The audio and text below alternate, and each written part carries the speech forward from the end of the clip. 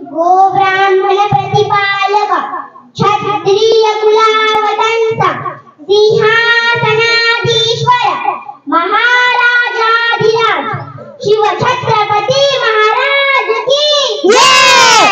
अहो राजे हो गिरिराज रहो जी, अहो राजे हो गिरिराज रहो जी।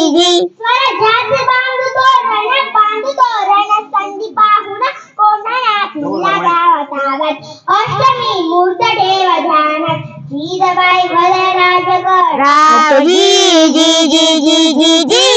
प्रणाम केला मातेला, प्रणाम केला मातेला, आमंत्रण दिले सर्वांना, सर्व मावळे लागले कामाला, शेजार मामा होते संगतीला. आणि एवढ्यात तानाजी मावळ्यांकडून रायबाच्या लग्नाची निमंत्रण घेऊन एक दूत माझ्याकडे आला. आणि तेव्हा परतीचा निरोप पाठविला हाताहानाजीला, आम्ही जातो बघायला राईला. अहो राजे हो गिरिराज रहो जी, अहो राजे हो गिरिराज रहो जी।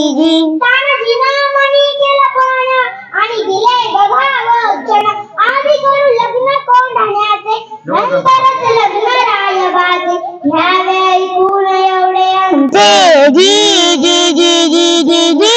प्रणाम केला राजाला, प्रणाम केला राजाला, प्रणाम केला राजाला. तानाजी वीर चालला, कमरेला बांधला शेला, त्याच मारली बघा घोड्याला वाढली घोड्याला जिराजी, मारली घोड्याला जिराजी, मारली घोड्याला जिराजी। कोंढाण्याचे उंच शिखर रात किरकिर मोठी अवघड, गडावर जावे तरी कसे, टाकावे कुणीकडून फासे. आणि एवढ्यात तानाजीनं आपल्या पेटाऱ्यातून एक घोरपड बाहेर काढली. त्या घोरपडीचं नाव काय माहितीये?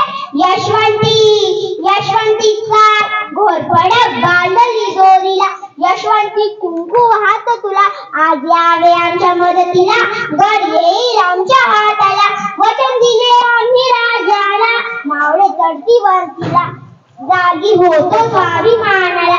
असे करून चढले कोणाला जिराजी, चढले कोणाला जिराजी, चढले कोणाला जिराजी।